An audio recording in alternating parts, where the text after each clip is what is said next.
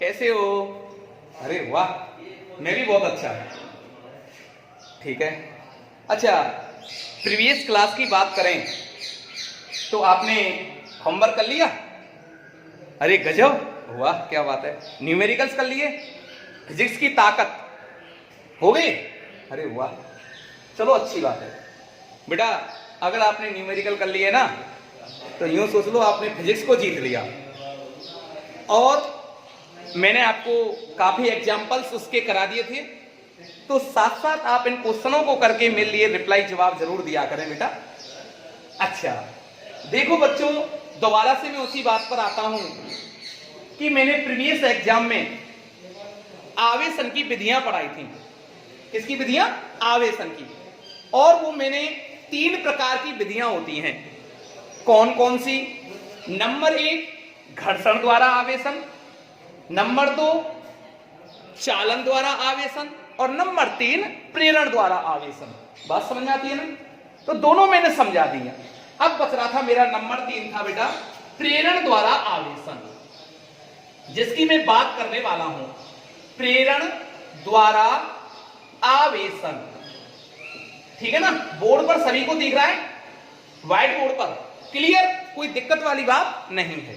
ठीक है, आराम से पढ़ना, ध्यान रखना बेटा। फर्स्ट स्टेप प्रेरण द्वारा। देखो नाम से ही पता चल रहा है, प्रेरण मतलब प्रेरित होना। पहले से चार्ज नहीं है, उस पर आवेश नहीं है, अपन को प्रेरित करना है।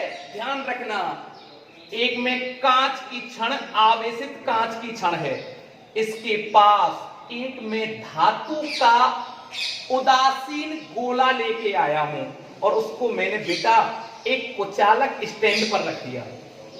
ध्यान रखना, इसमें सिग्मा क्यू इक्वल टू 0।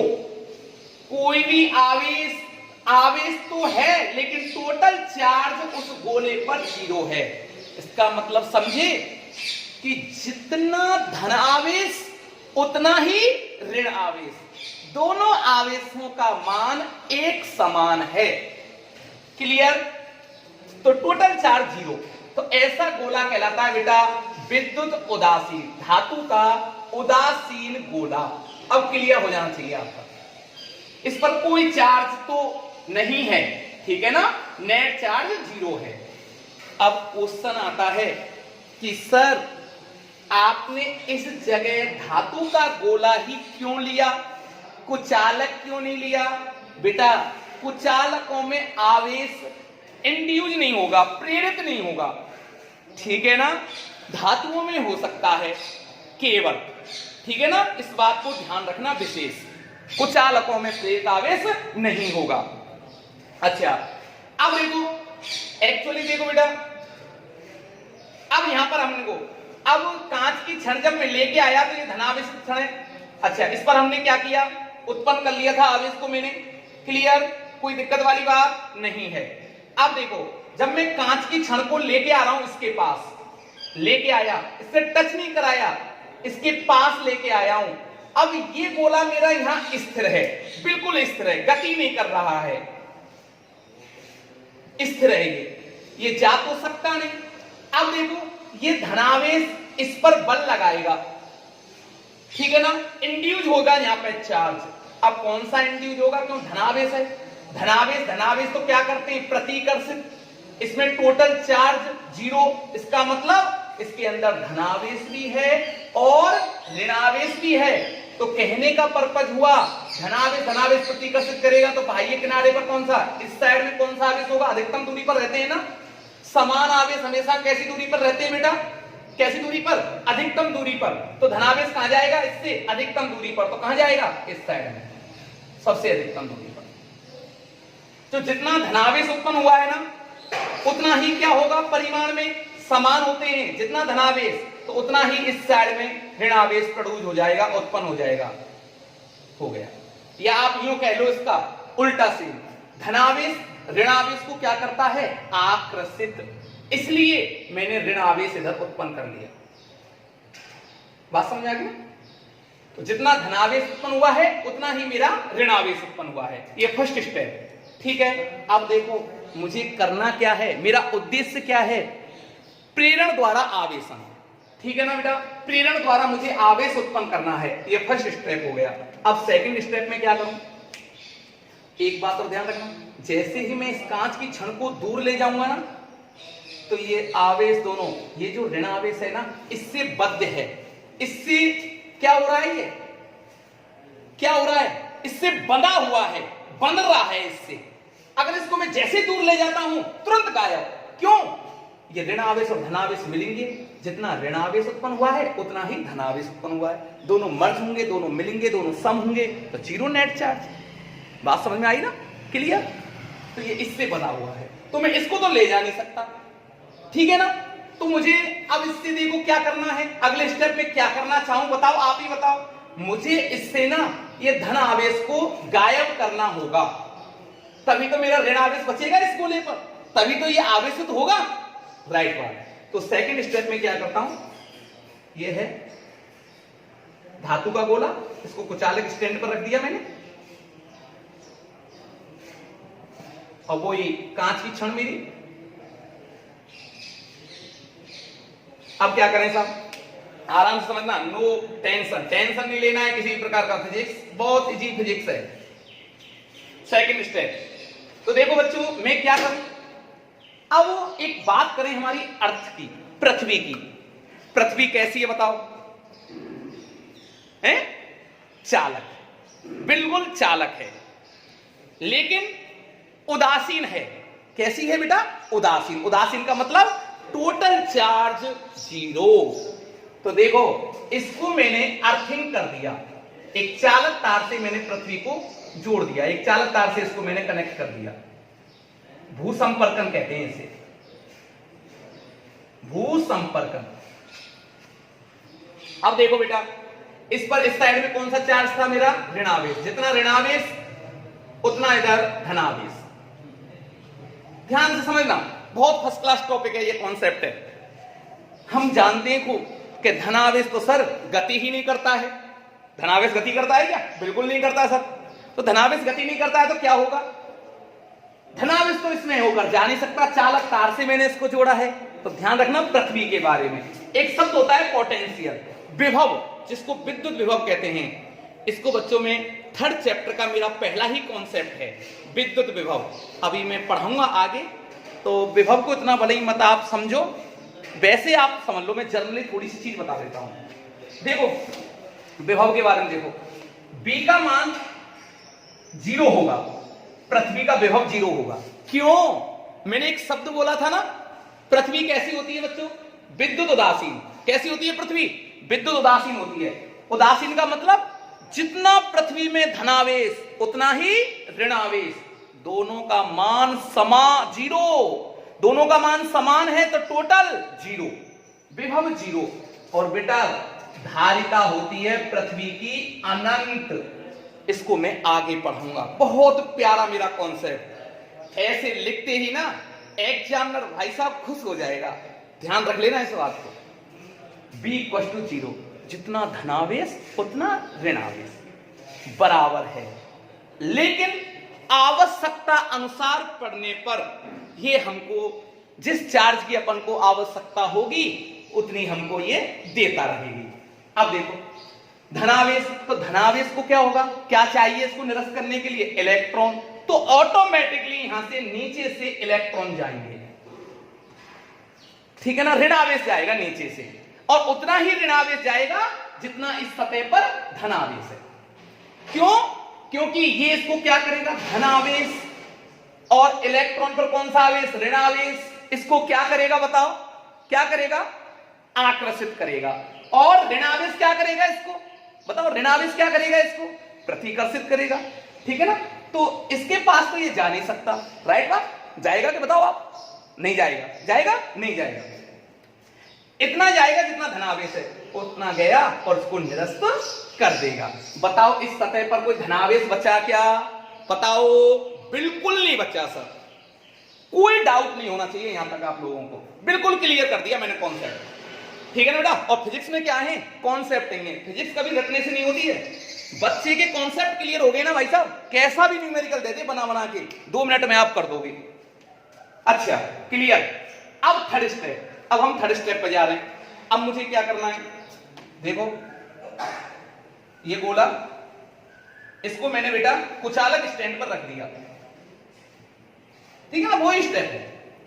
अब देखो सर, वही मेरी कांच की छड़, वही लिख दिया मैंने, एक बार लिख दिया है, ठीक है ना, ये धातु का गोला है, ये कुचालक स्टैंड है, एक बार लिख दिया मैंने। अब आप समझ रहे होंगे।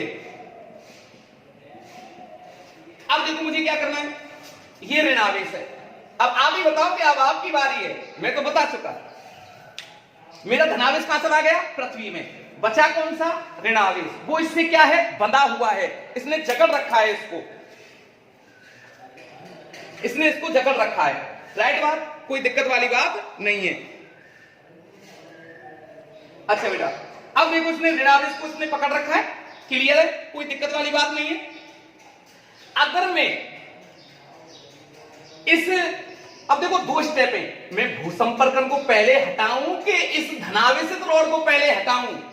अगर मैं धनावेशित रॉड को पहले हटाता हूं, इसको पहले नहीं हटाता हूं, तो बेटा मेरो ऋण आवेश है ना, सारे को सारो पृथ्वी में चलो जाएगा। क्यों चले जाएगा बताओ, आप ही बताओ? क्योंकि इसको मैंने हटा दिया, अब इसको पकड़ने वाला कोई है ही नहीं। अरे है क्या, नहीं है, तो मेरा ऋण आवेश पूरा पृथ्वी में चला जाएगा। तो पहले हटाना कौन है, मुझे बताओ, कौन हटाना है पहले? मुझे भूसंपर्कन को हटाना होगा, तो मैंने भूसंपर्कन हटा दिया। ऋण आवेश इससे बंधा हुआ है धनावेशित रॉड से। अब क्या करते हैं हम, अगर मैं आराम से, ये कौन सा स्टेप हो गया बताओ मेरा, थर्ड स्टेप, थर्ड स्टेप हो गया बेटा, ठीक है ना। अब जैसे मैं इसको हटा देता हूं, तो ये पूरा ऋण आवेश इस धातु के गोले पर आराम से फैल जाएगा। तो ये पूरा ऋण आवेश है इसकी बॉडी पर फैल गया पूरा, ठीक है ना बेटा। तो देखो हम लेके कौन सा आवेश आए थे, पॉजिटिव चार्ज, और प्रेरित कौन सा हो गया, नेगेटिव चार्ज। उस नेगेटिव चार्ज का मैं मान रख दूं Q डैश प्रेरित हो गया। नेचर कैसा है ये बताओ आप मेरे लिए, नेचर पॉजिटिव की नेगेटिव, नेगेटिव। लेके कौन सा आया था, पॉजिटिव। तो विपरीत प्रकृति का आवेश उत्पन्न होता है। कैसी प्रकृति का, विपरीत प्रकृति का आवेश। अच्छा राइट बात, कोई दिक्कत वाली बात नहीं है। यहां तक आपको स्टेप ये समझ में आना चाहिए, बहुत शानदार स्टेप है। तो इसकी डेफिनेशन क्या हुई सर, डेफिनेशन तो बता दो। देखो जब किसी, पहले कैसा बोला था ये, उदासीन, कोई आवेश नहीं था, या यूं बोलो आप नेट चार्ज 0 है, उदासीन बोला है। तो डेफिनेशन सुनना, जब किसी उदासीन गोले के समीप, जब किसी उदासीन वस्तु के समीप जब कोई आवेशित वस्तु लेकर आते हैं, जब कोई आवेशित वस्तु लेकर आते हैं, तो भू संपर्कन के माध्यम से विपरीत प्रकृति का आवेश उत्पन्न होना, विपरीत प्रकृति का आवेश उत्पन्न होना, इसी घटना को प्रेरण द्वारा आवेशन कहते हैं। बात समझ में आ गई, क्लियर, कोई दिक्कत नहीं, बहुत अच्छा। अब सब बात आती है कि जो आवेश हमारा विपरीत प्रकृति का जो आवेश उत्पन्न हुआ है ना, इसका परिमाण कितना होगा, कैसे निकालते हैं? तो देखो बेटा, तो प्रेरित आवेश का परिमाण, इसका फॉर्मूला है प्रेरित आवेश का परिमाण। तो इसका प्रेरित आवेश का परिमाण का सूत्र होता है, वो है बेटा Q डैश बराबर Q1 minus 1 upon epsilon R। और किसका चिन्ह आता है बेटा, यहां माइनस का चिन्ह आता है। किसका चिन्ह आता है बेटा, माइनस का। अच्छा ठीक है ना। तो प्रेरित आवेश का परिमाण, राइट, Q डैश बराबर minus Q1 minus 1 upon epsilon R। अब देखो यहां Q डैश प्रेरित आवेश, Q डैश कौन सा आवेश बेटा, प्रेरित आवेश। अच्छा माइनस क्या बता रहा है, कैसी प्रकृति का आवेश उत्पन्न हुआ है, विपरीत प्रकृति का। समझ में आया? कैसी प्रकृति का? विपरीत प्रकृति का। और एप्सिलॉन आर बेटा ये अभी और क्लियर आगे पढ़ोगे, माध्यम की आपेक्षिक विद्युतशीलता।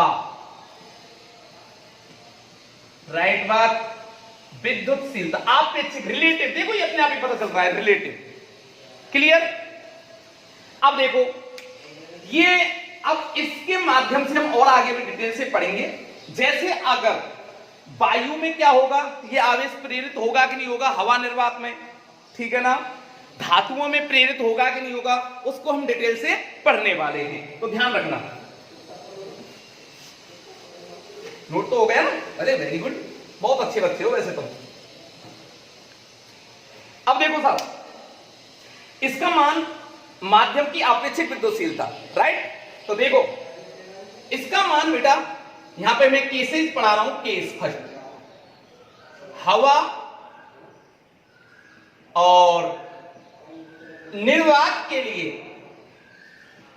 तो देखो सर ये क्या लिख दिया आपने, हवा निर्वात तो अलग अलग होती हैं, जहां वायु प्रेजेंट नहीं है उसे निर्वात कहते हैं, और आपने तो दोनों एक साथ लिख दिया। बेटा देखो लॉजिक बताऊं, इसको मैं वैसे आगे और पढ़ाऊंगा नेक्स्ट लेक्चर में, ठीक है ना।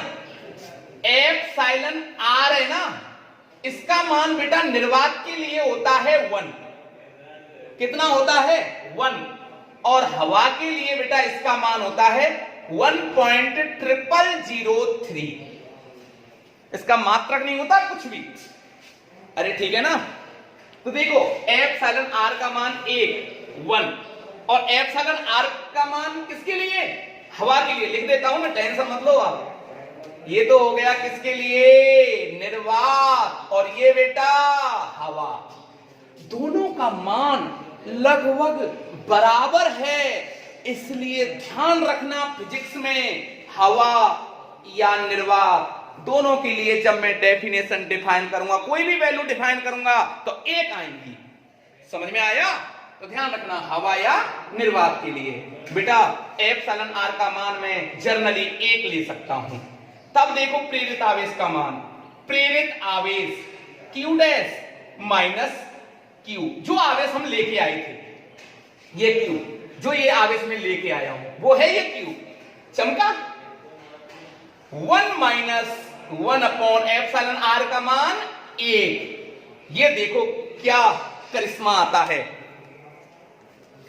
Teach pitch. क्या आया? 1 माइनस 1 0, और 0 का मल्टीप्लाई करेंगे तो 0। देखो बेटा Q डैश बराबर 0। हवा में या निर्वात में कोई भी आवेश प्रेरित नहीं हो सकता, कोई भी आवेश प्रेरित नहीं हो सकता। राइट बात, कोई दिक्कत वाली बात नहीं है। अब देखो बेटा case number second, case number second. अब सेकंड केस देखें भैया, किसके लिए? धातुओं के लिए, धातुओं के लिए, ठीक है ना। धातुओं के लिए बच्चों एप्सिलॉन आर का मान बेटा अनंत होता है, इनफाइनाइट होता है, ठीक है ना बेटा, इनफाइनाइट होता है। इसका मान इस सूत्र में रख दो तो देखो प्रेरित आवेश Q डैश बराबर minus Q 1 minus 1 upon infinity. और अनंत का भाग किसी राशि में देते हैं तो क्या आता है बेटा? क्या आता है? 0। तो ये वैल्यू क्या हो गई? 0। तो Q डैश बराबर माइनस Q। अरे वाह सर वाह, मजे आ गए। तो धातुओं में अगर हमें इसकी गणना करने चाहें तो बेटा आवेश का मान कैसा होगा? परिमाण में तो कैसा है? देखो परिमाण में ये Q डैश ये Q है, परिमाण में कैसा है हम कह नहीं सकते। कम भी हो सकता है, बराबर भी हो सकता है, ठीक है ना, ज्यादा भी हो सकता है। लेकिन प्रकृति में 100% हम कह सकते हैं कैसा है बेटा? विपरीत, ठीक है ना। प्रकृति में कैसा है बेटा? विपरीत। कैसा है? विपरीत। ये तो उसके ऊपर डिपेंड करता है कि इसकी क्वांटिटी मात्रा कितनी है, ठीक है ना, परिमाण को। अच्छा प्रकृति में जरूर हम कह देंगे विपरीत प्रकृति का आवेश उत्पन्न होगा, 100% होगा विपरीत प्रकृति का आवेश, ठीक है ना। अगर उसकी वैल्यू आ जाए, अब धातुओं की बात करें तो धातुओं में तो देखो बेटा समान परिमाण का आवेश उत्पन्न हो रहा है, ठीक है ना, प्रकृति में विपरीत होता है। तो हर ऑब्जेक्ट, हर सबस्टेंस, हर पदार्थ के ऊपर डिपेंड करता है, सब्सटेंस के ऊपर डिपेंड करता है, ठीक है ना। ये हम सारी चीजें सूत्रों को, फॉर्मूलों को देख देख कर पता लगा लेंगे। क्लियर है? बिल्कुल कोई प्रॉब्लम नहीं होनी चाहिए बेटा। मेरा स्टूडेंटों से बहुत लगाव होता है, मेरा इंटरेस्ट पढ़ाना है, टीचिंग है, इसलिए मैं देखो बोर्ड पे आपके लिए बहुत मेहनत करता हूं, ठीक है ना, हर चीज क्लियर समझ में आए, ठीक है ना। हाँ चलो, ये हमारा तीनों हो गए ना, घर्षण द्वारा आवेशन, नंबर 2 चालन द्वारा आवेशन, और नंबर 3 प्रेरण द्वारा आवेशन। दोनों के मैं लाइफ में एग्जांपल समझा चुका हूं बेटा आपको। घर्षण द्वारा आवेशन का समझाई दिया था, जब कांच की छड़ को रेशम के कपड़े से रगड़ते हैं तो कांच की छड़ पर धनावेश और रेशम के कपड़े पर ऋणावेश। चालन का भी मैंने आपको बता दिया। अब प्रेरण का देखो, लाइफ में एग्जांपल देखो, आप इसको रब कर दो, मिटा दो।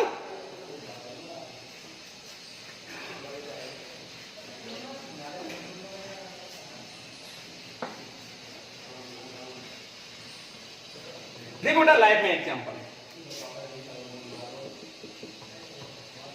आप सभी बच्चे फोन देखते होंगे, टीवी देखते हो, अच्छी बात है, इसके बिना नहीं रह सकते हो आप लोग, ठीक है। देखो बेटा, टीवी की स्क्रीन जो होती है ना, वो कांच की बनी होती है, ठीक है ना। अब और वो स्क्रीन होती है ना, वो आवेशित होती है, ठीक है ना। कैसी होती है? आवेशित। तो सपोज दैट ये टीवी की स्क्रीन है और ये आवेशित है, ठीक है। मान लिया मैंने इस पर नेगेटिव चार्ज है। कैसा चार्ज है इस पर? ये नेगेटिव चार्ज है, राइट बात। अब मैं इसके पास में, अब देखना, इसके पास में जब आप जाओगे ना, तो देखना इस पर हाथ लगा के मिट्टी सी लगी हुई मिलेगी। क्या रीजन है ये? क्यों? देखो ऐसा होता है, हम जानते हैं कांच की जो स्क्रीन है ना, ये ऋणावेशित है। जब इसके पास धूल मिट्टी के कण आते हैं ना, धूल मिट्टी के कण, तो प्रेरण द्वारा वो क्या हो जाते हैं? आवेशित। धूल के कण, मिट्टी के कण जब वो आएंगे इसके पास, तो बेटा वो आवेशित हो जाते हैं। और वो कौन से आवेश से आवेशित होंगे? धन आवेश से आवेशित होंगे बच्चों। और धन आवेश से जब आवेशित होंगे तो वो इसको क्या कर लेगा? कैप्चर कर लेगा, इसके पास आ जाएगा और इसके पास वो जमा हो जाते हैं। इसलिए कुछ समय बाद जब हम देखते हैं, जैसे मैंने स्क्रीन को साफ करता हूं तो कुछ समय बाद देखता हूं फिर वो गंदी हो जाती है। वो ये लॉजिक है, प्रेरण द्वारा आवेशन का ये एग्जाम्पल है। बात समझ में आई ना? इसी घटना को हम कहते हैं स्थिर वैद्युत प्रेरण। क्या कहते हैं? स्थिर वैद्युत प्रेरण, राइट बात, ठीक है बेटा। अब देखो, इसी टॉपिक को आगे बढ़ाते हुए मैं प्रॉपर्टीज ऑफ चार्ज, आवेश के गुणधर्म पढ़ाता हूं। आवेश के गुणधर्म, ठीक है बेटा, ध्यान समझना, बहुत अच्छा कॉन्सेप्ट है। पहला गुणधर्म नंबर 1, ठीक है ना। पहला गुणधर्म है आवेश बच्चों अदिश राशि है। आवेश कैसी राशि है बेटा? ये अदिश राशि होती है, मतलब इसका परिमाण है, इसकी दिशा नहीं होती, और ये सदिश योग नियमों का पालन भी नहीं करता, ठीक है ना। इसलिए कैसी राशि है? ये अदिश राशि है, राइट बात। नंबर 2, समान आवेशों में, मैं पढ़ा चुका हूं पहले भी, समान आवेशों में प्रतिकर्षण, प्रतिकर्षण, जैसे चाहे वो प्लस प्लस हो तो भी बेटा प्रतिकर्षण होगा, रिपल्सन होगा, चाहे वो माइनस माइनस हो तो भी बेटा प्रतिकर्षण होगा, या जो भी कह सकते हो, प्रतिकर्षण बल लगेगा, राइट। कोई घबराने वाली बात नहीं है। अगर बेटा प्लस माइनस है तो बेटा इनमें कौन सा बल लगेगा भैया? आकर्षण बल लगेगा। तो हमें एक लाइन क्लियर हो गई, समान आवेशों में प्रतिकर्षण बल और विपरीत प्रकृति के आवेशों में आकर्षण बल कार्य करता है। तीसरी बात ध्यान रखना, तीसरी बात क्या है बेटा? आवेश है ना, आवेश द्रव्य का मूल गुण होता है। आवेश द्रव्य मतलब पदार्थ, द्रव्य का मूल गुण होता है। मतलब समझे? मैंने कल पिछली लेक्चर में मैंने पढ़ा दिया है आपको, ध्यान रख लेना। सारे लेक्चरों को बार बार देखे करो, आप मजा आएगा, इंटरेस्ट आएगा बहुत अच्छा, ठीक है ना। और आपने पहले लेक्चर, मेरे प्रीवियस लेक्चर आपने नहीं देखे और नेक्स्ट डायरेक्ट इस लेक्चर पर पहुंच गए तो भाई साहब ऐसे समझ में नहीं आता, देखो ठीक है ना।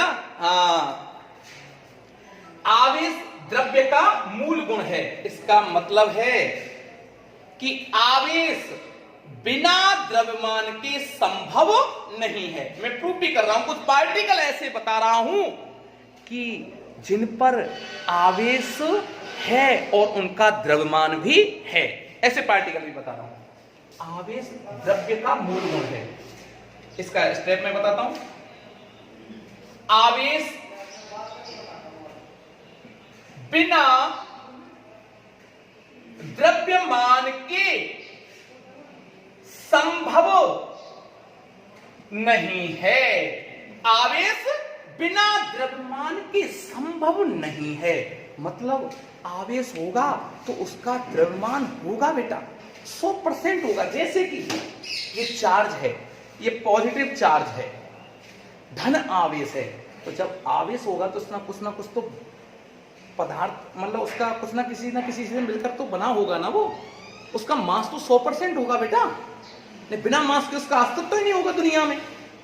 इसके देखो पार्टिकलों के मैं एग्जांपल बता दे रहा हूं, आवेश बिना द्रव्यमान के संभव नहीं है। जैसे देखो इलेक्ट्रॉन, हम इलेक्ट्रॉन की बात करें, देखो इलेक्ट्रॉन पर भैया आवेश भी है और उसका द्रव्यमान भी होता है, पता हो तो आपको, होता है कि नहीं होता है? अच्छा, और देखो प्रोटॉन, देखो आप, कौन देखो? प्रोटॉन, प्रोटॉन देखो आप, बात समझ आएगी। पॉलिट्रॉन देख लो आप, ठीक है ना, उनका द्रव्यमान भी है। तो यहां लिख दें अपन इलेक्ट्रॉन और प्रोटॉन, ये बिल्कुल क्लियर हो जाना चाहिए आपको कि जिनका द्रव्य, अच्छा आवेश, इलेक्ट्रॉन आवेश है और द्रव्यमान भी है। अच्छा कुछ देखो, लेकिन और लेकिन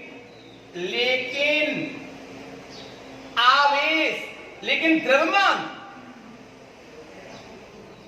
बिना आवेश के संभव है। बहुत अच्छी बात है, संभव है। देखो कैसे, लेकिन द्रव्यमान, कौन? द्रव्यमान। तो ध्यान रखना, द्रव्यमान के बारे में ध्यान रखो, द्रव्यमान बिना किसके? आवेश के संभव है। मैं ऐसी घटना बता रहा हूं, इसके एग्जांपल देखो आप। द्रव्यमान बिना आवेश के संभव है बच्चों, जैसे न्यूट्रॉन, जैसे बेटा कौन? न्यूट्रॉन। ध्यान रख लो, समझ में आया? सोच लो आप, पहले आप सोचो, बताओ। ये जो मेरी लाइन बिल्कुल इस बात से प्रूफ हो रही है कि नहीं हो रही? हो रही है ना? देख लो, सोच लिया, वेरी गुड। इस पर आवेश क्या है बोलो? चार्ज बोलो, इसका चार्ज 0, विद्युत उदासीन होता है और मास तो है इसका, मास कितना होता है? 1.675 इंटू 10 की पावर -27 किलोग्राम। बिल्कुल समझ में आ जाना चाहिए। अब बेटा बात आती है, क्लियर है ना? और फोटोन, फोटोन पर देखो, आवेश की बात करें, आवेश बोलो, चार्ज बोलो, चार्ज 0, विद्युत उदासीन है ना, है कि नहीं बता दो? द्रव्यमान की बात करो आप, द्रव्यमान, इसका बच्चों विराम द्रव्यमान, जब फोटोन रेस्ट पर रहता है ना तो उसका कोई भी मास नहीं होता। जब ये गति कर रहा है तो इसका मास होता है। तो गतिक अवस्था में तो बेटा इसका मास होता है, विराम अवस्था में इसका मास नहीं होता। तो 0 लिख देंगे। कौन सी अवस्था में? विराम अवस्था में, विराम अवस्था। और m नॉट इक्वल टू 0 कौन सी अवस्था हुई बेटा? गतिक अवस्था, गतिक अवस्था में। यहां तक कोई आपको दिक्कत नहीं होनी चाहिए। तो देखो बेटा, तीसरी जो मैंने लाइन लिखाई थी, बिल्कुल सेटिस्फाई हो ना तीसरी लाइन से? कोई दिक्कत नहीं है। वेरी गुड, बहुत अच्छा। जल्दी नोट कर लें आप, मैं रख करूं जिससे। अच्छा हो गया? अरे वेरी गुड, बहुत अच्छे बच्चे हो वैसे। बिल्कुल क्लियर दिख रहा है ना बेटा? बोर्ड पर आपकी वजह से, आपसे थोड़ा लगाव है इसलिए देखो कितनी मेहनत कर रहे हैं, अलग अलग मार्कर से, क्यों साफ दिखे आपके लिए। देखो बेटा, चौथा गुणधर्म, जब किसी चालक तार में जब हम धारा प्रवाहित करते हैं, जब किसी चालक तार में धारा प्रवाहित करते हैं तो उसके चारों ओर चुंबकीय क्षेत्र उत्पन्न होता है, ऐसे, इस प्रकार से, ठीक है ना, जिसे हम बेटा चुंबकीय क्षेत्र कहते हैं। चुंबकीय क्षेत्र, इसका अध्ययन में आपको 7 चैप्टर से, चैप्टर नंबर 7 से पढ़ना सिखाऊंगा, ठीक है ना।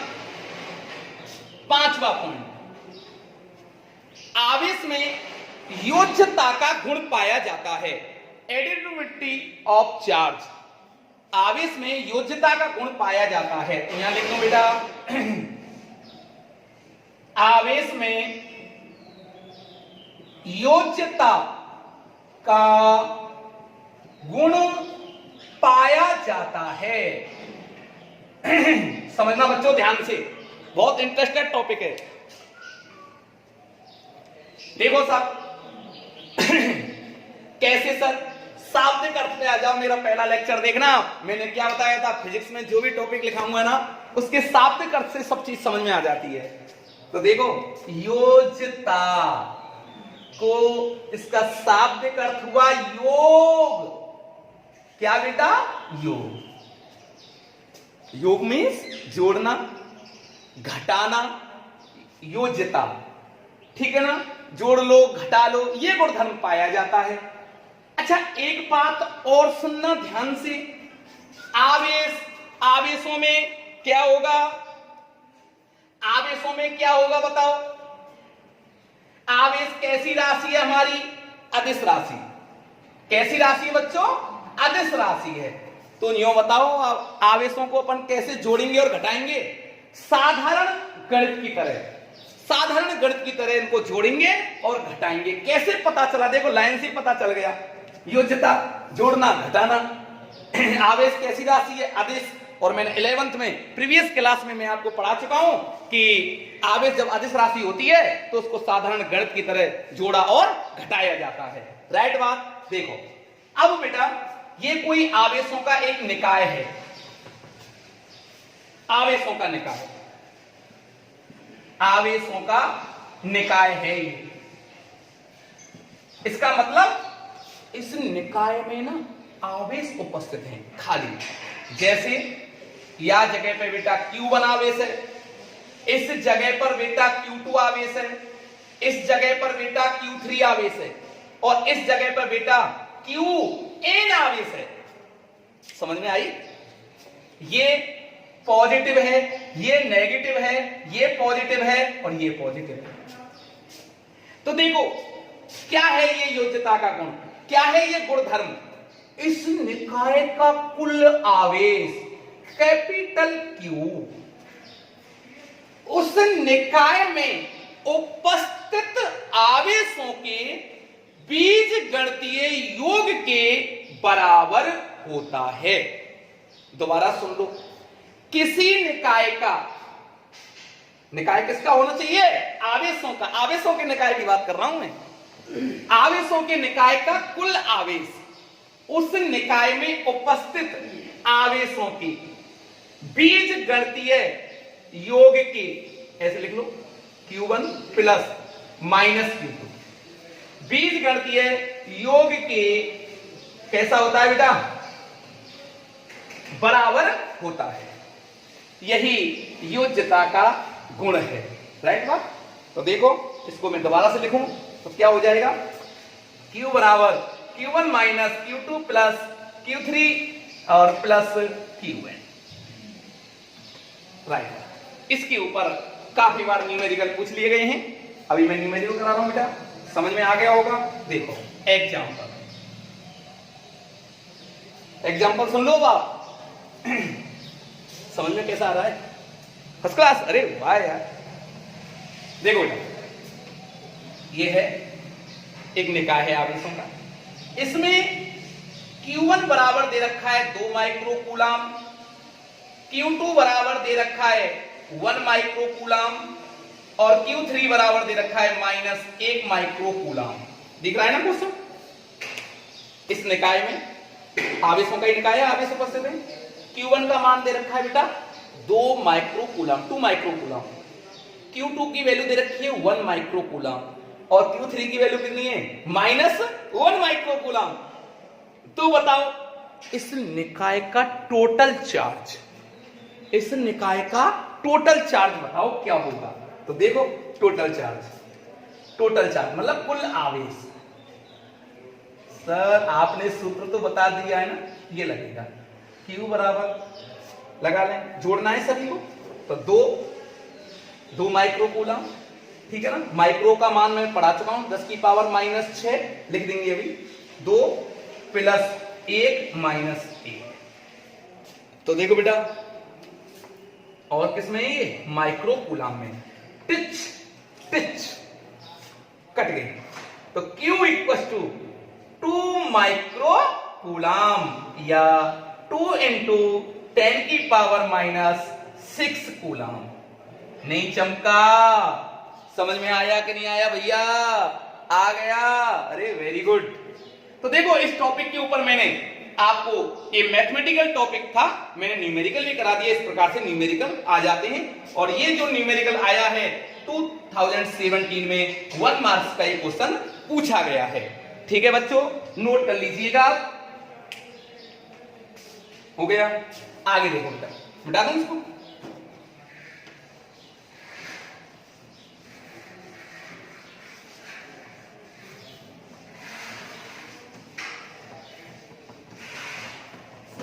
छठा गुणधर्म,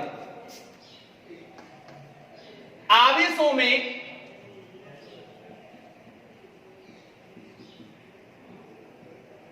निश्चलता का गुण होता है।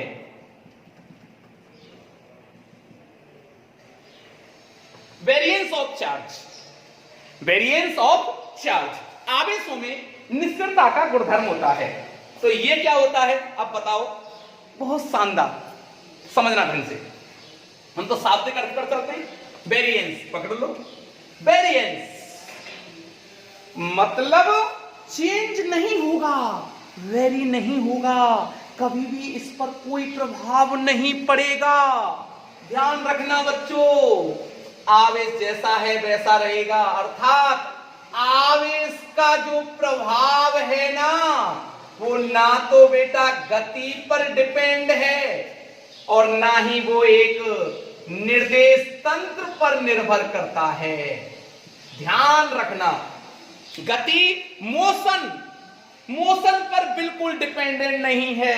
ना तो ये गति पर निर्भर करता है मोशन पर, ना ये रेफरेंस फ्रेम पर डिपेंड करता है। रेफरेंस फ्रेम मींस निर्देश तंत्र पर।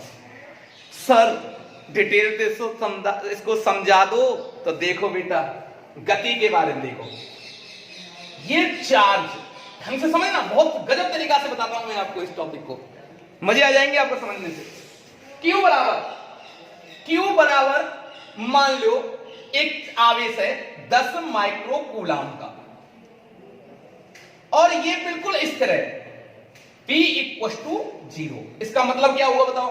V = 0 का मतलब क्या हुआ? ये बिल्कुल गति नहीं कर रहा है, स्थिर है।